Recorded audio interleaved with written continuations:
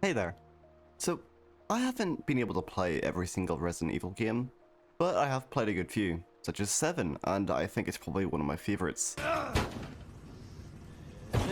Ah, shit! Nice call! I have played the original 3, and I love the terror that Nemesis just provides randomly for you.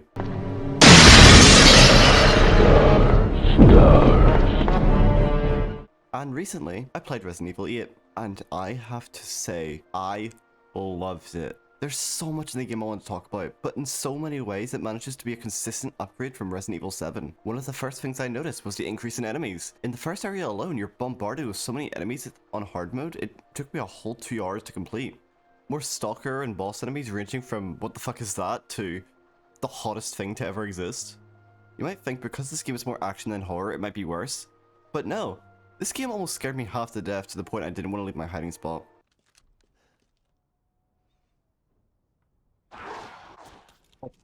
God. Oh, I can't believe I fucking fell for that.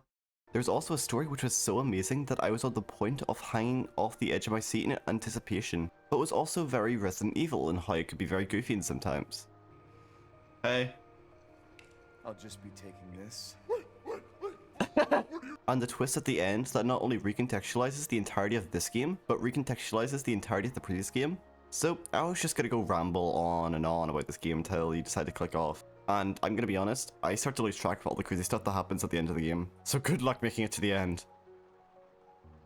The game starts where you, Ethan Winters, dedicated boyfriend 3 years after the events of Resident Evil 7 in Louisiana, with your new wife, Mia, and your daughter, Rose. Mia wants to eat dinner with Ethan and gets him to send Rose to bed. So you put Rose to bed and then you play with the janky physics engine, kick the yellow ball into the goddamn office. Then you go downstairs, your wife gets shot by your best friend, your child is taken, and you're grabbed by Special Forces private militia. Wake up and find yourself in the snow and search around and you find the village. The village is such an amazing place, as it has a really good design as it looks very pretty in the snow. And when you begin to search the buildings, you find a man who's freaking out. And you begin to hear howling coming from everywhere. The old man gives you a gun to fight and then just gets sucked right into the roof of the building by something off screen. Then, before you get a break, you're dragged right into the basement where you see a group of bodies. Trying to escape the pile takes you to a feasting lichen at the end of the tunnel. Oh, he sees me! In my fingers! Which initiates the tutorial fight against the enemy, which I died against immediately. But I see this scene as a great way to set the tension of the game, because of how quick things happen, and the chaos that the lichens were causing you and the old man. After barely surviving the lichens with a few less fingers, you start to move forward and find a shotgun, which, in a Resident Evil game, would imply that we are going to be in for a big fight very soon. Then the lichen invasion force happens. Oh! Oh shit. Just run. Run for your life. Lingford, give me that. They didn't even let you get the crit that time, did they? God damn, you're getting double tapped, huh? There's fucking rocks in the way! The smallest little pebble and Ethan's like, can't do much there, chief. Even the smallest pebble can stop. Shut the fuck up. Fun. This part was so difficult for me. Why? I have a skill issue. But after 9 tries, we eventually survived the horde. I swear I get better. After the horde, we meet an old woman saying some sort of prayer, which they then leave and lock us out of the part of the village we were just in, and then we get access to the main part of the village. It's used a lot as a hub area that you can look for ammo and resources and lie, but you will quickly notice that a lot of places are unable to open due to not having the keys for the houses, which you'll have to come back later. The first area, Demetrius Castle time. We enter the grounds to meet one of my favorite characters in Resident Evil 8, Heisenberg. I didn't even know Capcom had it in them to create a character as hot as Leon, but here we are. We are then kidnapped by Heisenberg and brought towards the main villain, Lady Miranda. We get to see all the characters we're going to deal with. Donna, who communicates exclusively for a doll. Moro, who, as Ethan describes, In death as he was in life. Disgusting. and the two arguing between the goth vampire and the hot Heisenberg. And they come to an agreement through the arguing to kill Ethan by a saw trap. And the race is on. You have to run through lichens and spikes to escape to the back door. This is when we get to meet Ethan's true best friend, the Duke. The Duke is generally one of my favorite characters in this game. He always looks out for Ethan in the best ways, selling him weapons and ammo and healing supplies on his journey. He advises Ethan about the Demetres castle before you head in. The castle is one of my favorite areas in Resident Evil 8. The warm and vibrant look of the interior creeps me out as it's just so uncanny, compared to the courtyard which lacks the colours and trades out the peaceful interior for the enemy-covered exterior. But we explore the castle and run into Lady Demetres's daughters, where we get dragged through the mansion and strung up to be killed and eaten. But due to the fact that Capcom must have a fetish for torturing Ethan's hands, we rip our hands straight through the hooks, and we immediately pour first aid all over the wound and search for the 4 masks across the castle to escape. We immediately make our way through the basement and we are attacked by one of the 3 daughters, and when shooting her we shoot the window in the back, revealing that she is weak to light? Cold? And then we need to kill her before she tries to kill us again. And because the light has weakened her abilities, we can finally shoot her and kill her, which we get a bottle of blood wine for our troubles, which allowed me to grab a key upstairs to go outside. We then end up running into Lady Demetres, and we find the Demetres key, which allows us to open almost every door in the castle, and we're spotted and thrown into the basement. And when we try to escape once again, the Capcom hand fetish catches up once more, and we lose Ethan's hand. We have to loop Demetres in this maze in order to escape. Anyway, we managed to escape because I'm just that good at the game. I really like this chase, mostly because of the stress it causes. I love it because of the situation you're put into at the start. Ethan has his hand cut off, meaning he's unable to use any of his weapons, and he's being chased down. This makes the player completely defenseless towards both Lady Demetres and the enemies that swarm the halls. After getting the rest of the masks, we fight Demetres one final time, where after stabbing her with a dagger with poison on it so powerful, it could kill a normal man instantaneously, that it literally turns her into a dragon. What? I'm gonna be honest, I'm not really a fan of this fight, as it really does just boil down to shooting the body and running away, but it doesn't stop it from looking really cool. You're on top of a castle fighting a dragon, what's not to love? But the fight still has to come to an end as we climb to the very top of the tower, while evading the dragon of course, and you fire the last shot into the lady of the castle. You find a jar, which is revealed to be one of the 4 fragments of rose given to each of the 4 lords, only to be kept under protection for the ritual, which we know nothing about yet. We then get to go to Donna's area after searching for supplies around the village. This is when I got the worst scare of the game.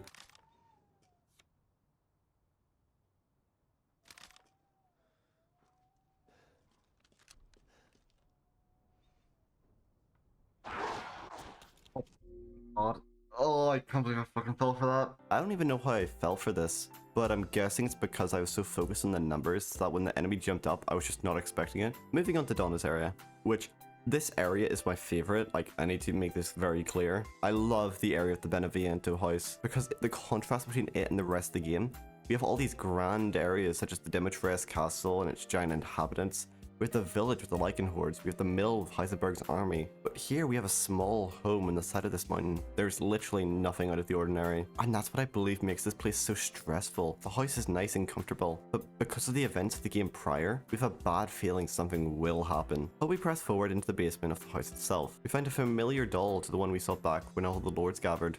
I missed Hell nah. Of one of the 4 fragments of rose, which we know for a fact this isn't going to end well, but we grab it anyway, and then the lights flicker and the doll's gone. We may have noticed quickly that we have lost our weapons. This leaves us completely defenseless against anything that may attack and would drive stress into the player, because if anything were to attack, you won't be able to fight back. We also need to search for the doll dressed as Mia to escape the room until the lights go out. You can hear a baby crying from somewhere.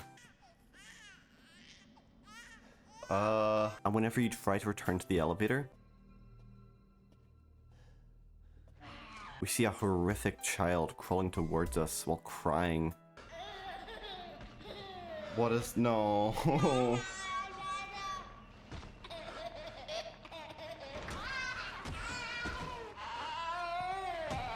What the hell is that? And it's at this moment where the game gave me an almost hopeless feeling. You're forced to watch as you're stuck for a long period of time, with the only thing keeping you alive, a wardrobe door. The twisted child does in fact leave, and then you can make it to the elevator, but then you notice it's gone missing. Then the elevator needs a fuse, and then you need to get a fuse for the elevator, and when you find it, you're cut off to the elevator by the child. Upon getting to the elevator once more, you're cornered by the child as the elevator slowly comes to you. I refuse to believe that thing related to me. Nothing came out of you. Oh no no no no no no no no no no no no no no no no no no no. Accept your child, you fucking single mother. Like you're No, no. And you narrowly escape. Once you make it back to the camp upstairs, you realize that there are now dolls littered everywhere, and the main doll that Donna uses, named Angie, jumps you to tell you that she wants to play hide and seek, which I feel like is necessary to point out that this is a drugged up Ethan imagining a lot of what Donna's doing. So if we imagine this situation from Donna's perspective, she's watching a fed up Ethan chase her around with scissors. I feel like that would be just the more terrifying part to see, but in the end Ethan catches her and is able to kill her and takes her rose part. Moving back through the village, we are attacked by an even bigger wolf, and through both heavy calibers and high grade explosives, we're barely able to kill him. Next we move to Morrow, who is up to the mines next to the village. We're quite easily able to get the rose part, where we are then spotted by Morrow. I'll just be taking this. He uses some sort of strange power which allows him to block us into the mine with some strange slime substance, which we need to dig deeper into the mine to find a boat key, and when we get to the boat, it takes us to the next area away from Morrow, just to run back into Morrow, and we begin a tense chase that makes you feel helpless as Morrow hides in the water, while you have to sneak around and try not to get eaten by a big fish. At the end of the sequence, you have to fight him head on in the drained village. This is easily one of my favorite boss battles in Resident Evil 8. You need to guide him through the village to blow up barrels in order to stun him. This gives you a good window to do as much damage as possible. There are a few different moves thrown in to spice up the fight, such as when he begins to vomit everywhere. It can do a lot of damage to you, and his dash, where he can slide over to you and do a bit of damage as well. Morrow begins to climb the buildings as bright acid rain. You have to get to cover, which can kill you instantly if you're caught out in it. So whenever you hear him crying out for Mother Miranda, you need to scramble for cover. After struggling through the fight, we finally kill Morrow. We then get to explore his lair fully and get his key upgrade. This allows us to move on to the final lord and second hottest character in the series, Heisenberg. In order to get to him, we need to fight our way to him. We find ourselves in the heart of the Lycan's den, fighting dozens of them, big and small. Once more, through high-grade explosives and heavy ammunition, we're able to get through the area, but it doesn't make it any less dreadful when you see the next horde approaching, especially whenever you're starting to run low on ammo. And at the end of the Lycan's den, you can see that Heisenberg has decided to help Ethan by giving him the final part to Rose. So when Ethan decides to confront him at the mill, we find out that Heisenberg wants to revolt against Mother Miranda and use Rose as a weapon, which of course Ethan would object to. This then causes Heisenberg to throw Ethan into a pit, in which this funny scene plays out where he tries to get the last cool word in like an action hero, but Heisenberg decides that is his job. I'll take my chances. Your fury.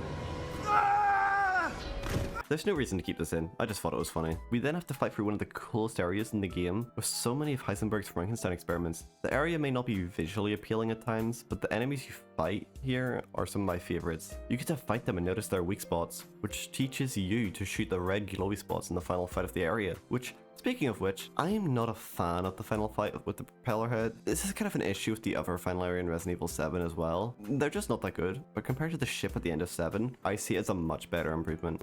But in the fight, we need to bait the enemy into running straight at us and dodging to the side. This makes them bump into the wall, and you have to shoot them in the back. And that's basically the fight. I hope you don't mind if I skip this one, because I do not like this fight. Moving on, we meet Chris, which I don't think I've actually brought up in this video so far, and I've kind of ignored up to this point. But Chris is here. He wants to kill Miranda, and we learn from Chris that the reason he shot Mia was because that Miranda was disguising herself as Mia in order to kidnap Rose. Chris and Ethan make up in order to kill Mother Miranda. We see that Chris uses spare parts in Heisenberg's lab to make an entire tank, like an actual tank, like a full-on tank, and he wants Ethan to use it to distract Heisenberg, while Chris blows up the mill. So you hop aboard to fight Heisenberg, and I'm gonna be honest, I don't really know anymore. But I'm riding a tank into battle, isn't this the coolest shit imaginable? So you begin your brawl with Heisenberg, and let's just say, Heisenberg stood no chance. You're able to parry his attack, shoot his weak spots, and damage his new mech suit. But in the end, he does manage to knock you out of your tank, and you do have to fight him on foot. But luckily, I had enough ammo saved up for this fight, because the real fear here was I was going to run out of ammo in the middle of the fight. But we finish the fight as we get lifted into the air by Heisenberg, and a tense scene plays out where everything gets whirled around in a vortex created by Heisenberg. We manage to crawl into the tank while it's being whirled around us, and we fire the final shot, killing Heisenberg. I really like this fight. It's so goofy, and I think that's honestly the reason why I like it so much. And I really like having a mech fight. God, I love this game so much. The victory was not long though, as Ethan is then attacked and killed by Mother Miranda, which leads to the final chapter of the game where Chris Redfield, joined by the rest of his team in what looks like a scene from a Metal Gear Solid game, begins his raid on the Lycans of the village. and planting a bomb on the source of Mother Miranda's power. We begin to push forward where we find Mia Winters alive and safe after the events of before the story. This then leads into one of the best story reveals in this game, as we begin to wake up in a cold environment as Ethan. You could see this as some sort of afterlife image, or you could see it as a near-death dream, but we see Ethan talking to Evelyn from Resident Evil 7, where she drops a bombshell on Ethan that the player's been dead since Resident Evil 7, where Jack Baker had killed Ethan, and that Ethan's body was consumed by the mold in order to keep him alive. I love this reveal as we can now look back throughout both Resident Evil 7 and 8 and pick up on strange details that could be hinting towards this, such as in Resident Evil 7 how quickly Ethan's limbs can easily be reattached with the first aid juice he finds on the ground. Finally, Ethan wakes up in the back of Duke's carriage, who tells Ethan where Rose is and takes him to Mother Miranda in order to complete his journey. On top of this, Duke still lets him buy more stuff. This is why I really like the Duke. He's just so friendly and welcoming in such a harsh environment. Finally, the battle starts, and Mother Miranda is willing to do anything in order to get Evelyn back by sacrificing Rose. I make fun of this fight a lot because of how simple it is, but it's still really difficult because of just how long the fight actually is. The stress that you start to feel after you get far into a good run is a new level of fear in my eyes. After the fight, Ethan is extremely weak and running exclusively on adrenaline, and in the end decides to sacrifice himself in order to save both Rose and his wife. Tell me what's going on. Where? This game is probably either my favorite or close favorite. 7 and 8 both managed to scare me while also giving me a lot of stuff to laugh at. While I really like this game, I do have to say the ending almost completely lost me because I just really couldn't pick apart what it meant. But it doesn't matter, it was so cool, it was so fun. It was also so stressful to play through. I've really had fun playing this game, and if you haven't played it, trust me when I say, you need to give it a chance.